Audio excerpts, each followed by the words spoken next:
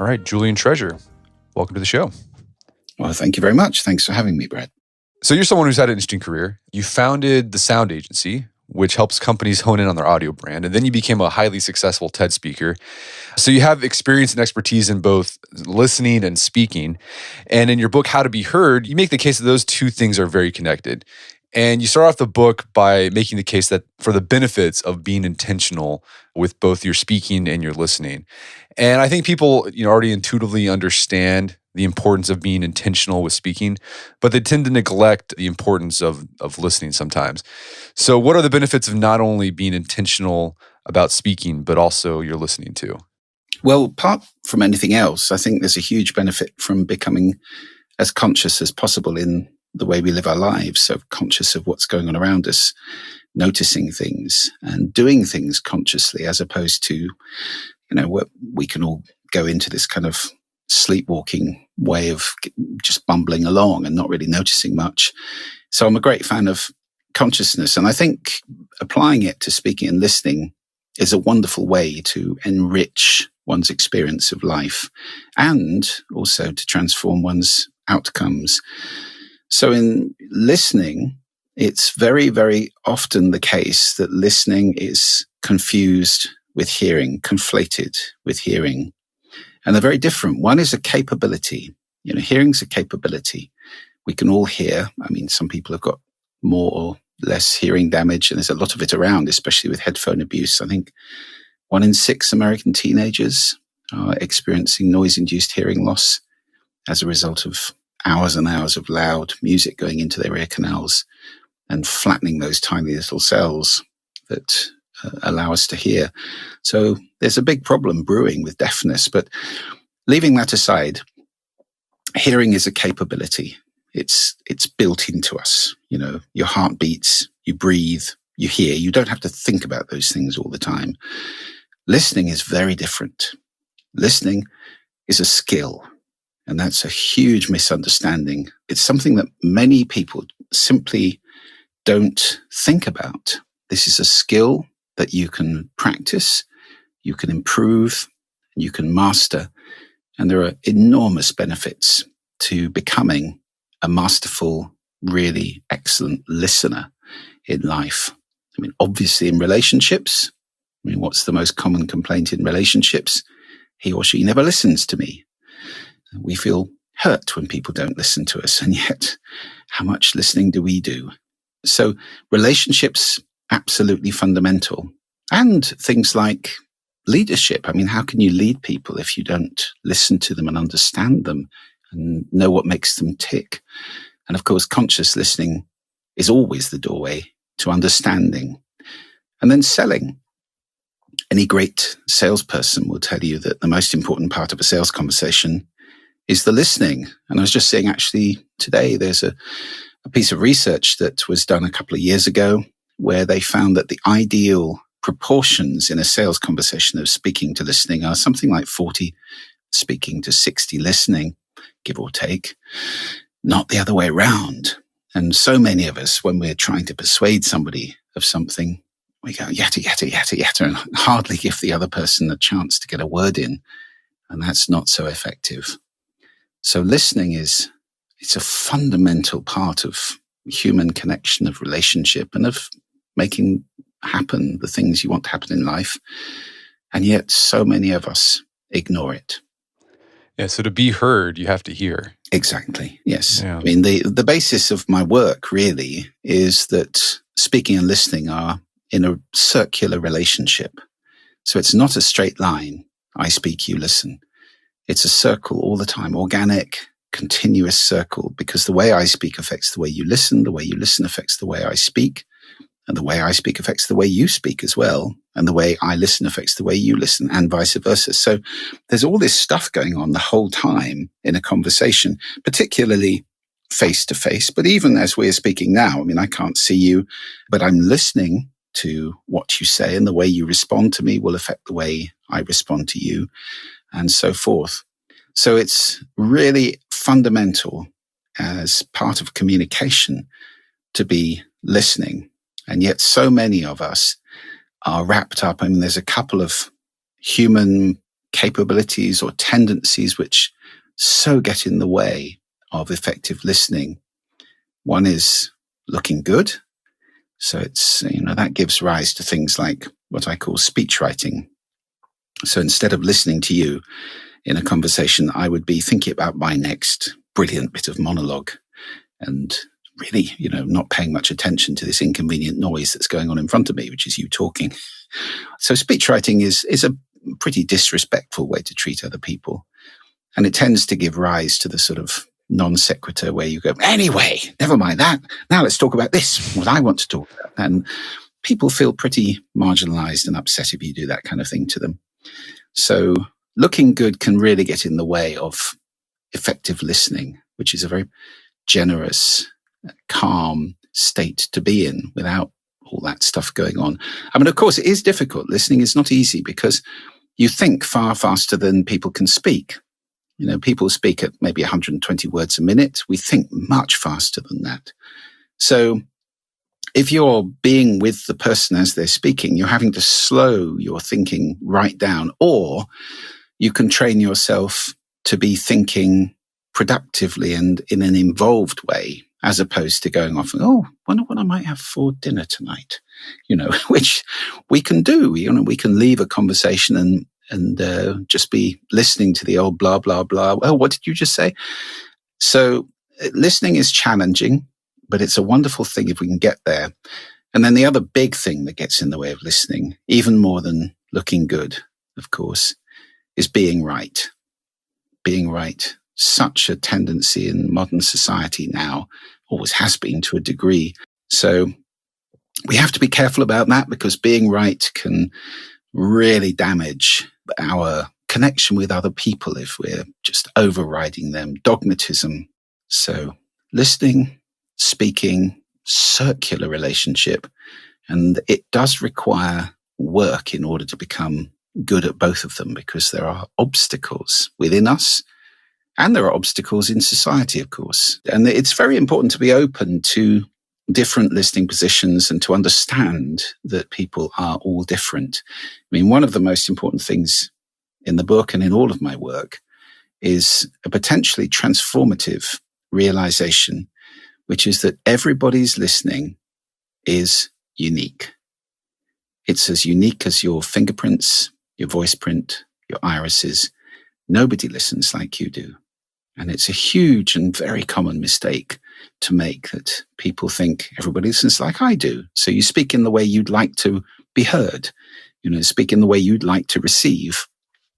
But it's not true, because we listen through all of these filters, and the filters are different for each person. You've come a different road to this conversation today than I have, Brett, and you're listening in a different way.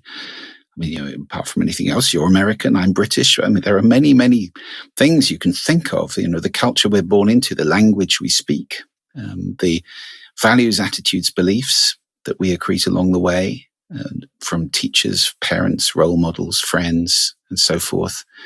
And then situationally, we may have different intentions or expectations going on. We may have emotions going on. I mean, we all know we listen in a very different way. If we're really upset, or if we're really happy, that changes our listening. Listening changes over time, depending on, have you eaten? What's the time of day? Are you tired? I often get the graveyard slot at events when I speak on stage, which is just after lunch, because they think, he can cope with that. He's a TED speaker. And, you have to work harder at that one, because everybody's just had lunch and the blood's all gone to the gut and they're all a bit sleepy and so forth. Very different from listening at 10 in the morning after they've all had coffee or two, or at 5 in the afternoon when they all want to go home. So listening changes over time and from person to person. And so the corollary of that really important transformative understanding that everybody's listening is unique, the corollary of that is that you always speak into a unique listening.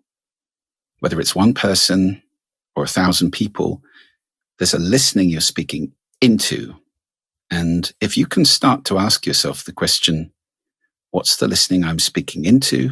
Just practice becoming sensitive to it. That's how you can hit the bullseye instead of missing the target altogether. Because a lot of misspeaking or ineffective communication is simply because somebody hasn't twigged, hasn't appreciated the listening they're speaking into. And that affects both style. Let me give you an example. It could be you're speaking to somebody who speaks very, very slowly, like this. And if I'm speaking like this and rattling away, they're going to feel pressured, uncomfortable, and so forth. It's natural that, it's part of the way you listen affecting the way I speak. If you're a very fast speaker, then I would probably speed up a little bit in order to be more in tune. It's called mirroring. And we do it naturally to a degree, but it's great also to become conscious. If it's an older audience, you might change your vocabulary slightly. If it's a younger audience, the same might apply. You might change the way you gesture, the way even you prepare and dress, and the subject you're going to talk about. So what's the listening is a really important question to ask. So in the book, you give some practices on how to be more conscious with your listening. What are some ones that stand out to you that you think if someone started using it today, they would get a lot of bang for their buck? Well, the first and easiest one probably is to spend a bit more time with silence. We don't encounter silence very much in the modern world at all. And I think it's really important a couple of times a day, if you can, just for a few minutes, to sit quietly. And maybe you have to go into a bathroom or a cupboard or something, or a bedroom. They're normally the quietest rooms in the house. And be with yourself for 2 or 3 minutes and let your ears reset, because we do tend to be surrounded by noise a lot of the time, and we go a bit deaf, and we get into the habit of suppressing our consciousness of sound simply because a lot of it's not very pleasant. So I think silence is a great way to recalibrate your ears. That's an easy one to do. The one that a lot of people have said to me they really find powerful is a practice for communication in conversation, really. And that's an acronym, RASA, which stands for receive, appreciate, summarize, ask. So receive means actually giving the other person 100% of your attention. Scott Peck said, you cannot truly listen to another human being and do anything else at the same time. And I absolutely agree with that. And yet, I challenge everybody listening to this. When's the last time you put everything down and truly listened to another person? We're so used to partial listening, tapping away on a phone. No, I am listening to you. No, you're sending a text. That's different. Or, listening while we're cooking or ironing or doing whatever else it is, reading a book, watching TV, watching a movie. That's not really listening. Really listening is 100%. And it's something that's really a great gift to give to somebody. So perhaps all of you listening to this, after you stop listening to this, and the next time you engage with somebody in your family or in your work, put everything down and receive them. That means look at them. Eye contact is very important. In the Western world, the dance of the eyes typically is the listener will look at the speaker almost all the time, maybe 80%, maybe more. The speaker will be looking away from time to time and looking back to check that the listener's listening. But the listener is definitely looking at the speaker. Point your body at them. Lean forward slightly to indicate interest. These are all cues that show that you're receiving what's being said. And the A is appreciate, which is little noises or gestures which reinforce that, which show that you're with the other person. Now, if we were on a phone call, we'd be doing a lot more of that. On a podcast, on a radio show or something like that, it's much more polite to be doing what you're doing, which is being silent and listening. I imagine you're nodding from time to time, but you're not doing the little appreciate noises that we would typically do on the phone. Oh, really? Wow. That's good. Those kind of noises. And if you're face to face, of course, there's little eyebrow raises, head bobs, smiles, little gestures which show you're engaged. So that's appreciate. And then we get to the S of RASA.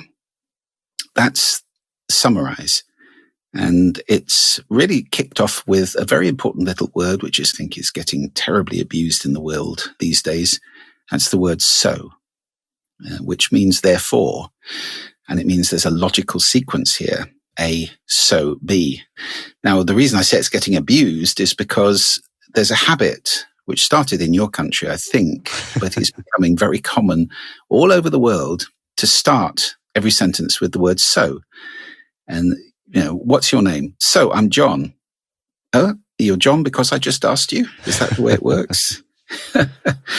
I've even seen, there are a bunch of TED Talks where people walk on stage and the first word they say is so.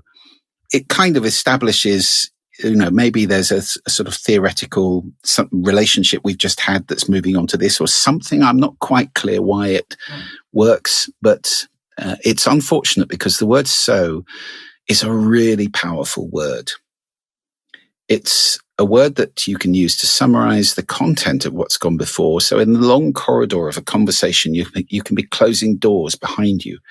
So let me get this straight. What I understand that you've said is this. Is that right? Yes. Okay. Now let's move on to the next thing. Or in a meeting, we've all had the experience of meetings where huge numbers of people waste vast amounts of their life, not very productively. What is it they say? Meetings are places you take minutes and waste hours. Well, that's true of meetings where there isn't a so person going, so guys, I think we've all agreed this. Now we can move on to the next item on the agenda, which is that. And if that's not happening, the meeting can really just go round and round and become very unproductive. So that's the S of rasa, so. And the last A is ask. So it's receive, appreciate, summarize, ask. And the ask is obviously ask questions. Ideally, open-ended questions, starting with why, which, when, what, where, who, and so forth. Questions that do not permit the answer yes or no. And often people say to me, I find it difficult to get people to listen to me. And I always say the best way to do that is to start with questions. Because if you're showing great interest in what somebody else is saying, it's a little bit ego flattering. They feel comfortable and engaged. And you can use the questions to steer the conversation into waters that you feel more comfortable with. Oh, that's really interesting now that you say that. What aspect of that do you think would feed into this thing that I actually know about? So in that way, questions can really help you to get engaged and to have the other person listen to you. So that's rasa, receive, appreciate, summarize, ask. And I think it really can be very helpful to anybody who ever struggles to be heard in conversation. I think that was really useful. So let's switch gears. Was that an appropriate use of so? Absolutely. Okay, great. Now I'm going to be all self-conscious when I say so now. Let's switch gears to speaking. And I hope we can tap into your expertise as a TED talker on how we can do a better job of being effective communicators when we're giving a public presentation. But I think maybe some of these insights and tips you have can also apply to one-on-one conversations. And so in the section about speaking, you start off with this acronym, HAIL. What does that acronym stand for? And can you walk us through each component? Why do you think that's a useful place to start when you're thinking about crafting what you're going to say? Well, HAIL is 4 foundations for powerful speaking. And I think it's really important to understand when you're speaking that it's not all about you, and to be clear about your intentions. All sound, actually, going back to my audio branding life, all sound has intention, or, created sound has intention. Well, intention is very important with the outcome for sound. And so I've seen, quite a lot of people stand on stage and it's all about them. They want to impress people. Well, that's a bit transparent and people can tell if that's what you're about. So it's really important in public speaking to understand it's not about you. It's about the gift that you can give to other people. And it therefore is very important to stand on firm foundations. And the 4 that I suggest in the book, in the TED Talk, and in all my work, really, in my course, spell the word HAIL. I like acronyms because I have a terrible memory, Brett. That's the secret. So acronyms help me a great deal to remember what I'm doing, and especially things like this. HAIL stands for honesty, authenticity, integrity, and love. Those 4 things. So honesty, I simply mean be clear and straight in what you're saying. So not obfuscating everything by using big words. I get quite annoyed when I read academic papers, for example, or particularly legal documents, with the way people write. It's almost willfully obscure, and it's almost proving that those people are worthwhile because they're hard to understand. Well, I don't see the point in that. And there's been a big movement over the past 20 years in simple, clear language, which I think is a great thing. I love simple words, and I think that's a really strong rule to use in communication. It's all about getting the ball over the net to the other person. And as I said before, if you ask the question, what's the listening, you may change your vocabulary. So honesty, being clear, being straight, of course, very important in what you say. That helps very much, I think. The A is authenticity, which is being yourself. Well, it's a lot easier to be yourself than to pretend to be somebody else. You can be authentically yourself and yet do things that are challenging to you. And I think a great example of that is Susan Cain, who gave a great TED talk about the power of introverts. And I know Susan, she is an introvert, and she spent a lot of time practicing and being trained to give that talk, not to the point where every gesture was tutored or, it became unnatural, but just doing something over and over again to become confident enough to step over the fear and do it anyway. Well, that was her authentic. She was pretty scared doing that. She does not enjoy public speaking. I mean, she's got very good at it now because she does a lot of it, but sometimes we have to push the envelope a little bit, but without becoming inauthentic. That doesn't mean you have to stand up on stage and become a sort of rah-rah extrovert just because you think that's needed. So authenticity, very important. The I is integrity, and that's being your word. If you say it, it happens. Well, if that's how you are in life, then your words have great weight. People take you very seriously. If you say it and it tends not to happen, then your words tend to evaporate like puddles in the sun. People don't really take you very seriously in terms of the weight of your communication. And then the L, perhaps surprisingly, is love. And I'm not here talking about romantic love, obviously. I am talking simply about wishing people well. Wishing people well. And that is a fantastic place to come from when you're speaking, whether it's to one person or many people. If you're genuinely wishing the other person well, and how can I help you? And I remember reading, I think it was a religious author years ago, who was in the habit of going up to strangers and saying, how can I help you? Well, that's a pretty nice first question to ask, and it's a nice intention to have, isn't it? And I remember I was given a great exercise to do by an old guy that I used to know, which is to, instead of walking around as we do, and it tends to be that you walk around kind of frowning at people, you idiot, get out of my way. We think negative things a lot of the time.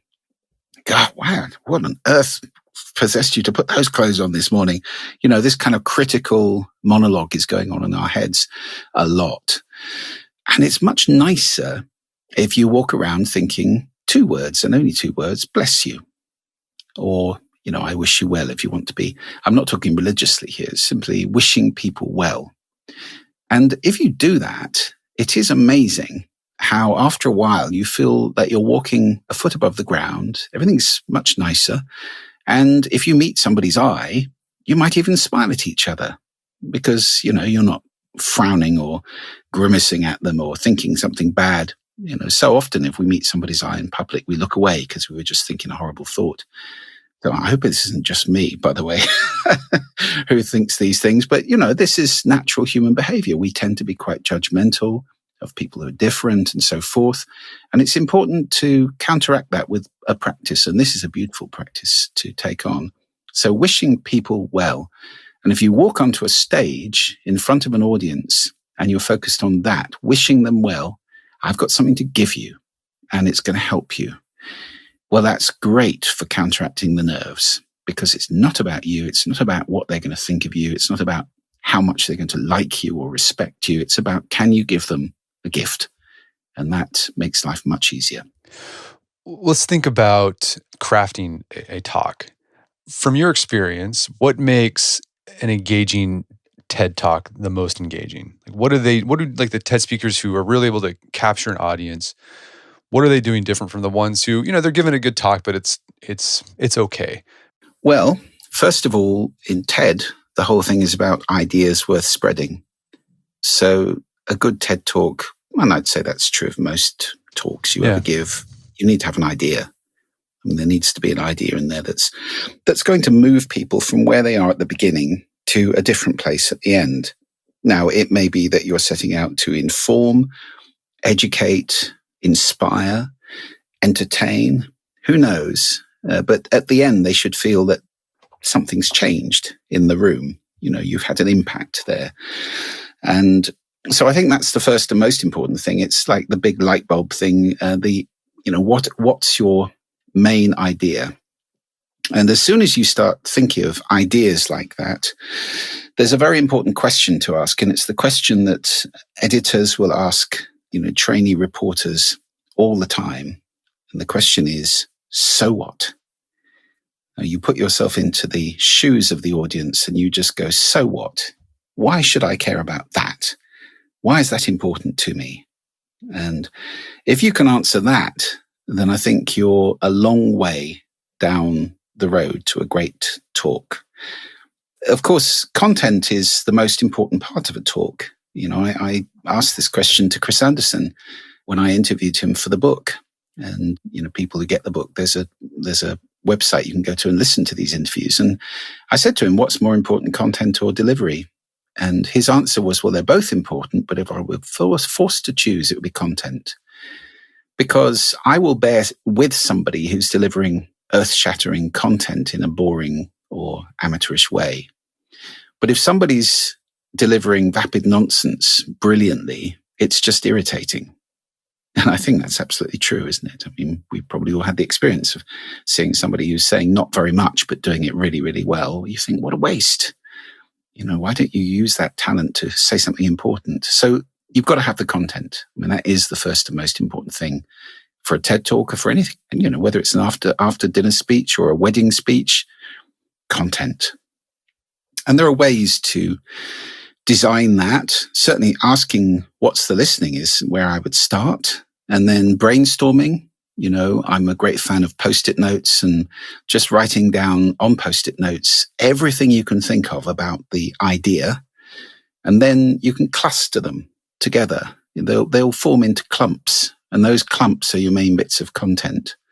And then you can start to organize the clumps and think about, well, should I start here? I'm a great fan of kind of a funnel structure for a talk where you go from the general to the specific, but you can do it lots of different ways. And there are ways of doing it which surprise and delight people.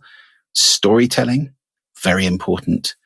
Shocking people with a question or a statement at the beginning, that's also a very good way to start. If you walk onto a stage and say, you're all idiots, that's going to make people pay attention, isn't it? You'd have to have a pretty good reason for saying it and justifying it and being amusing with it.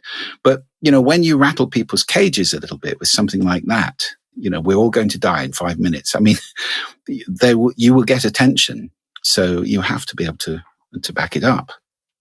And I'm quite a fan of the old essayists' structure, which is say. Say what you're going to say it, and then say what you said. And actually with the TED Talk about speaking, which is the one that did so well, I did a video, which is on my website with Neil Gordon, who's a top US speaker coach, where we kind of pulled the thing apart. So it's about half an hour, I think, of us doing that, where I kept stopping it. And we said, okay, what I did there is this, and what we could have done is that. And the reason that worked is this. And so with that TED Talk, I started off by saying the human voice, the instrument we all play. And I think I ended up saying pretty much the same thing at the end. And I did the same thing, I'm sure, with the one on listening. So it's a very good idea to start with a kind of strong statement at the beginning. There's also cadences you can use. I mean, that cadence I used at the beginning there, the human voice, da, da, da, da. I have a dream. Those 4 syllables can be a very strong way of starting a talk with a strong statement or with a question. And it's a cadence people are pretty familiar with. So all these things can be folded in. And then, of course, you want to think about, how does this flow over time? How long is it going to be? Short is good. TED, they only give you 18 minutes. And there's a reason for that, for the classic TED talk being 18 minutes. The reason is that it's too long to busk it. You can't just walk up and make it up on the spot. But it's too short to give your usual hour-long lecture or whatever it is for most of the people who do TED. So you have to think about it. And it has to be specifically made for the stage. I think my first TED talk actually was 6 minutes, that first TED University talk on sound. And I seem to remember I did deliver it quite quickly, but it's very important not to gabble. And I'm sure we can come on to some of the aspects of the vocal toolbox in a moment. So content is king. Having said that, it's a shame to have riveting, brilliant content and deliver it in a very tedious way that sends people to sleep. Well, let's talk about it. So the content, I think the big idea there is have a big idea. That's important.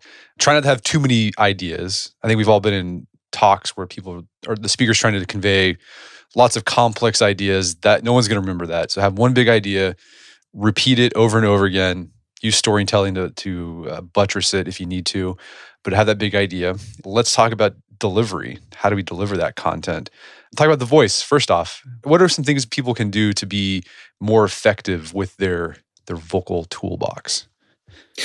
Yes, I talk about the vocal toolbox. It's a kind of metaphor for all of the aspects of the voice that we don't really think about very much, because this voice that we all have is an amazing instrument. You know, it's the instrument everybody plays, and yet we're not taught how to use it. This is the thing that drives me nuts. You know, we teach reading and writing at school, but we do not teach speaking, hardly at all. More in your country than ours, but it is very focused on public speaking, I think. And even less do we teach listening, hardly at all, anywhere. And yet speaking and listening are the most primal and effective modes of human communication. I know you can't publish these things quite in the same way you can publish the written word, and certainly books have changed the world in dramatic ways. But now we've got audio and video to the degree we have. It's even more important because, you know, there are YouTubers out there who are influencing millions and millions of people. And the way they speak is a big part of that, I should imagine. So let's talk about the vocal toolbox a bit. First and foremost, I'd say the simplest and most important thing to do is breathing. Your voice is just breath. That's all it is. It's breath coming through your vocal cords and resonating them. And you're controlling that. And then you resonate that voice in various chambers of your head and your chest and so forth. So it's just breath. I wonder how many people listening to this have a breathing practice. Maybe some of you do prana yoga. Maybe some of you exercise and enjoy that sort of rhythmic breathing that comes with aerobic exercise. But not many people, in my experience, treat it as a breathing practice. And we tend to breathe in a very shallow way most of the time. So taking a huge, deep breath is a wonderful thing to do for yourself. It's also a great antidote to nerves. You know, if your voice goes a bit like this when you're going on stage, and a big deep breath will really settle that down. It's the fuel for your voice as well. So without a deep breath, you can't speak so well. And of course, it counteracts something which, you know, I'll mention when we talk about different registers, which is vocal fry, which again, I have to say, I think originated in the USA. Yeah. Which is, you know, talking like this is a very croaky way to talk. Yeah, well, really, really good. And it's not particularly attractive to listen to. The research shows that it's not considered attractive or intelligent by people.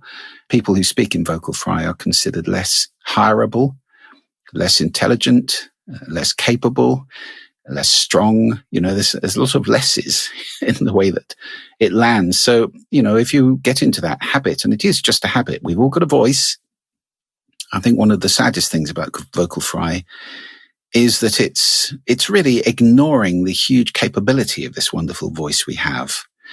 So it's all about breath, really. If I don't breathe very much, I can get in vocal fry like this. It doesn't take much breath, and I don't breathe much at all. Whereas if I take a deep breath, then suddenly I've got the ammunition to speak and use the whole capability of my voice. So breathing is very important. A nice breathing practice.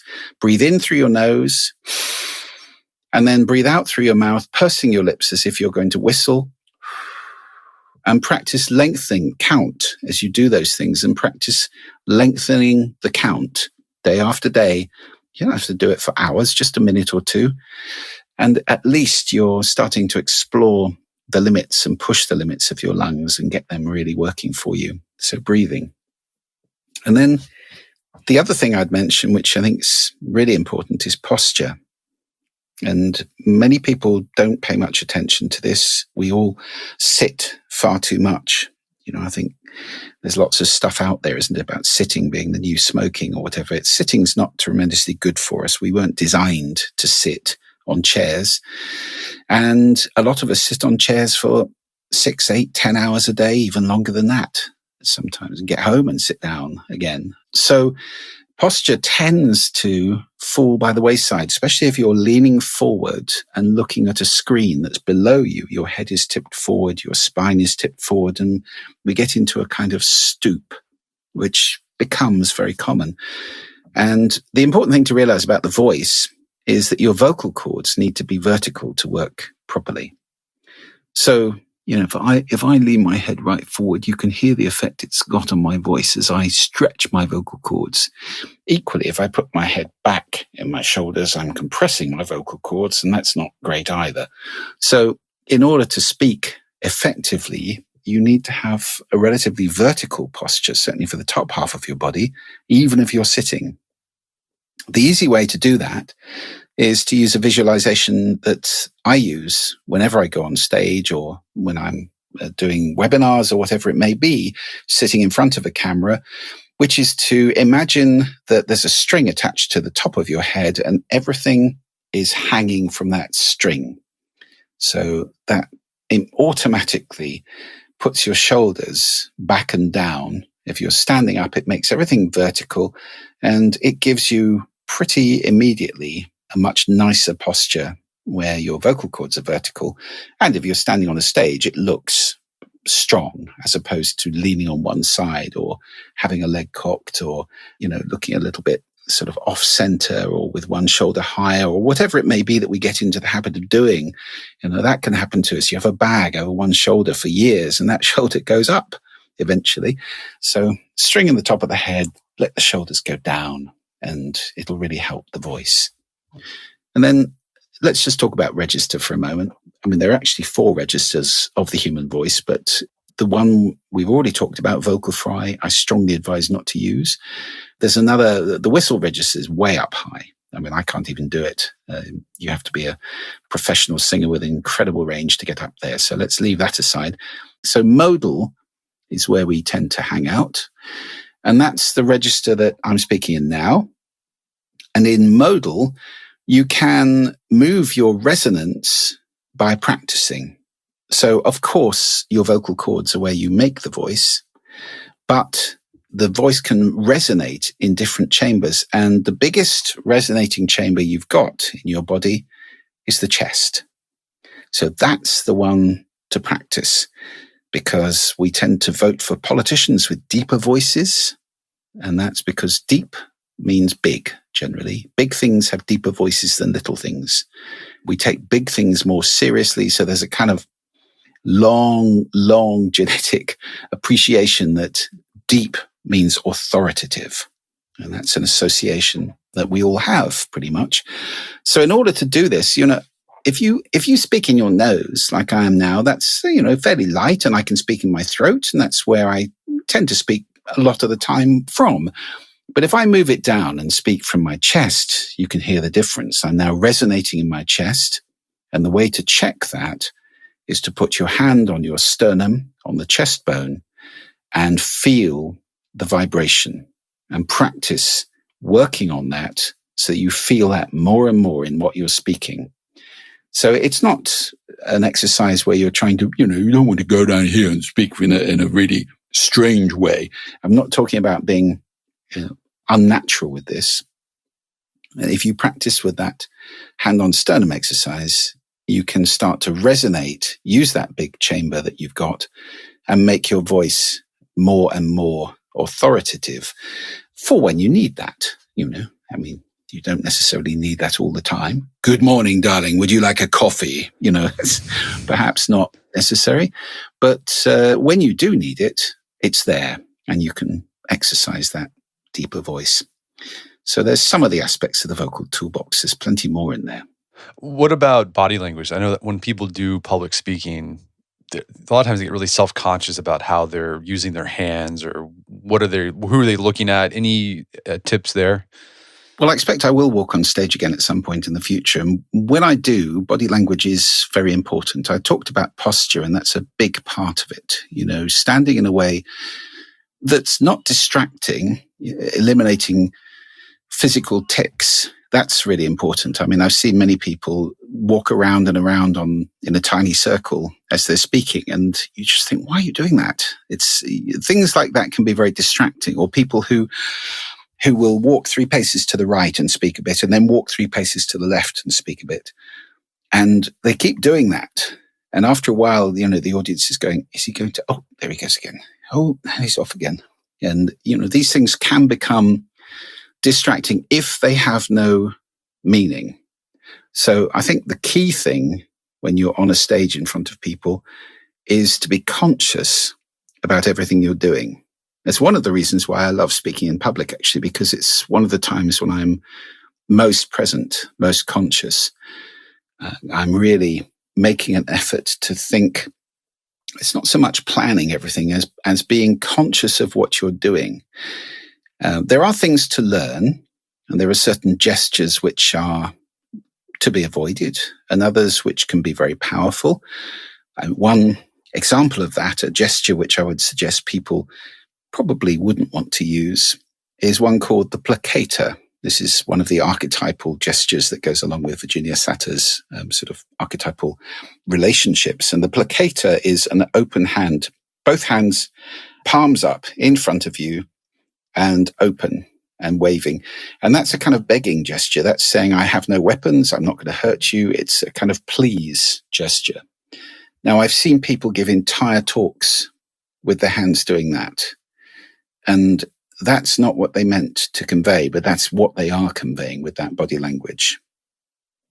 So if you happen to like having your hands out in front of you and waving them to emphasize points, then my suggestion would be, rather than palms up, turn them sideways so the thumbs are up. You can still do exactly the same gestures, and you'll see a lot of politicians. Now, I've mentioned that if you watch them speaking, a lot of politicians will do that. They'll be gesticulating with both hands, emphasizing points, thumbs up, fingers vertical, no begging there. It simply is an emphasis gesture. So that's a good example of why it's important to be conscious about the way that gestures tend to land with people. Pointing at people is quite threatening. And that's one you want to be really careful about. That's kind of the blamer when you point at an audience. So be careful using that kind of thing. And I think with all body language, the key is to make it congruent with what you're saying. I mean, if you are asking people for a generous donation to something, then hands out, palms up, absolutely appropriate. So I'm not saying never use that. It's just, when is it appropriate to use that kind of thing? I mean, I've done trainings in public speaking over the years, lots of them. And, some of them multi-day efforts where for 2 or 3 days, you were not allowed to use your hands at all. You had to stand with your hands by your sides and speak to people. And that's quite challenging, but it does teach you to become conscious with what you're doing when you use your hands, as opposed to waving them about. Now, I mean, some people are very hand wavy, and that's authentic for them. As long as it's congruent, it's authentic, and it's putting across the message and it's not putting people off, I think that's absolutely fine. So you want to be yourself. But a good tip with all of this stuff really is video yourself. You can just do that with a phone these days. It's so easy. Set a phone up, video yourself speaking, and watch it back. And I guarantee you'll be going, oh my goodness, I never knew I did that. So asking yourself the question, is that useful? Is that amplifying my message or getting in the way of it? That's the key to that kind of body language. Well, Julian, we've covered a lot of ground today. Is there someplace people can go to learn more about the book and your work? Sure, yes. Well, juliantreasure.com is my website. And as I say, there's a free download on there of this analysis Neil and I did of my top 7 of all time TED Talk. So it's pulling that apart and asking, why was that so popular? And I think there's a lot of really valuable lessons in there. So if people pop by, that one you can download. I mean, the book's available from all the usual places and in both print and audiobook, which I narrated. And I was very proud that won both of the 2 big global audiobook prizes for Best Business Audiobook, because we recorded that in a tiny little studio up here in Orkney, where I live off the north coast of Scotland.